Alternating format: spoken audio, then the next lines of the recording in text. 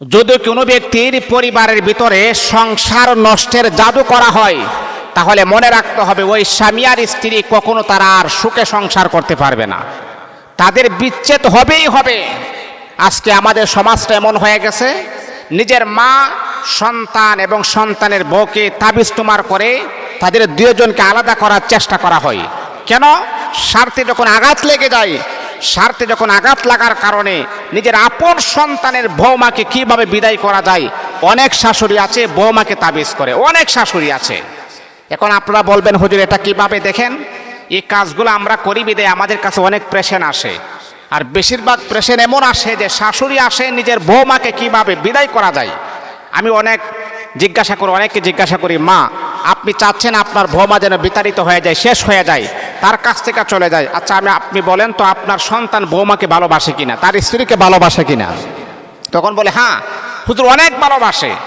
তাহলে যাকে নিয়ে সে সংসার করবে, যাকে নিয়ে সে হ্যাপি থাকবে, যাকে নিয়ে সে খুশি থাকবে, ওই মানুষটা যদি তার প্রিয় মানুষকে পাওয়ার পরে যদি সে খুশি থাকে, তাহলে মা আপনি কেন করতেছেন?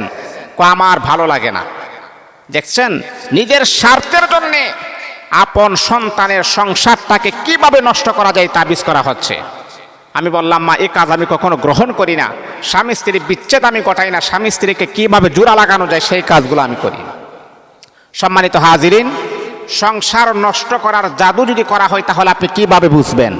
এই তিনটা লক্ষণ যখন প্রকাশিত হবে, তিনটা সিমটম, তিনটা আলামত যখন সংসারের ভিতরে প্রমাণিত হবে, সংসারের ভিতরে প্রকাশিত হবে, তখনই আপনি বুঝবেন এমন কোন ব্যক্তি আছে যে এই ব্যক্তি আপনাদের সংসারটা ভালো চলক, ভালো অবস্থানে যাক, আপনারা মিল মোহাব্বতে থাকুন, তারা চাইতেছে না, তারা আপনাকে ক্ষতি করার চেষ্টা করতেছে। মনে রাখতে হবে, যারা তাবিজ তোমার করে আপনি তাদেরকে কখনো আটকে রাখতে পারবেন না। আপনি যখন একটু ভালো হবেন আবার করবে, আপনি যখন আবার স্বামীর সাথে যখন একটু আন্ডারস্ট্যান্ডটা ভালো হবে আবার করবে, কারণ তারার করারই অভ্যাস। আরেকজনের ক্ষতি করার জন্য নিজের পকেট থেকে অনেক নারী আছে টাকা খরচ করে, অনেক পুরুষ আছে টাকা খরচ করে। কেমন বেয়াদব চিন্তা করছেন আপনি? আপনি যার ক্ষতি করার জন্য চেষ্টা করতেছেন, মা শুনেন, আল্লাহর কসমকে বলি, আল্লাহ পাক দুনিয়াতে আপনাকে শাস্তি প্রয়োগ করবেন। আরেকজনের সংসার নষ্ট করে আপনি সুখে থাকবেন, এটা ভুল ধারণা। আপনি যখন আরেকজনের ক্ষতি করবেন, দেখবেন যে কোনো মানুষ আপনার ক্ষতি করার জন্য অপেক্ষা করবে ইনশাআল্লাহ। এই জন্য কারো ক্ষতি করে কেউ বাঁচতে পারে না, এটা পারবেন না আপনি ইনশাআল্লাহ। এই জন্য মা ক্ষতি করবেন না, ভালোবাসার জন্য চেষ্টা করবেন। তাহলে সংসার নষ্টের জাদু কখন করা হয়? এই তিনটা সিমটম। এক নাম্বার হচ্ছে স্বামী স্ত্রী হঠাৎ যদি তারা একে অপরে বদমিজাজি হয়ে যায়, সামথিং ছোটখাটো একটা বিষয় নিয়ে একে অপরে বদমিজাজি হয়ে গেছে, রাগারাগি হয়ে যায়, এমন রাগারাগি যা তাদের হাতাহাতি পর্যন্ত হয়ে যায়, একজন অপরজনকে মারার জন্য পাগল হয়ে যায়। স্বামী আর স্ত্রী আগে এমনটা ছিল না হুজুর, আগে এত মহাব্বত, এত ভালোবাসা, এত কেয়ার, আমাকে না দেখলে তার ঘুম হইতো না, আমাকে ফোন না দিলে সে থাকতেই পারতো না।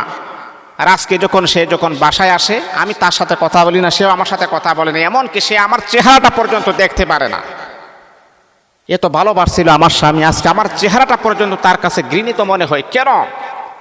তখন আপনি বুঝবেন অবশ্যই এমন কোন ব্যক্তি আছে, তৃতীয় পক্ষ কোন ব্যক্তি আছে, আপনাদের সংসারটা জোড়া লাগুক, ভালো চলক, সে চাইতেছে না আপনাদের সংসারটাকে কিভাবে নষ্ট করা যায় তাবিজ করা হয়েছে। এই আল্লাহ তাআলার বান্দা, যদি এমনটা দেখেন গোমা, যেই স্বামী আপনাকে এত মহাব্বত করতো, যেই স্বামী আপনাকে এত ভালোবাসত, যেই স্ত্রী আপনাকে এত মহাব্বত করতো, যেই স্ত্রী আপনাকে এত ভালোবাসতো, এত কেয়ার করতো, এখন আপনি দেখেন হুজুর আমার চেহারা দেখলেই তার রাগ উঠে যায়, এমন কি আমাকে সহ্য করতে পারে না, তাহলে বুঝতে হবে বাবা, বুঝতে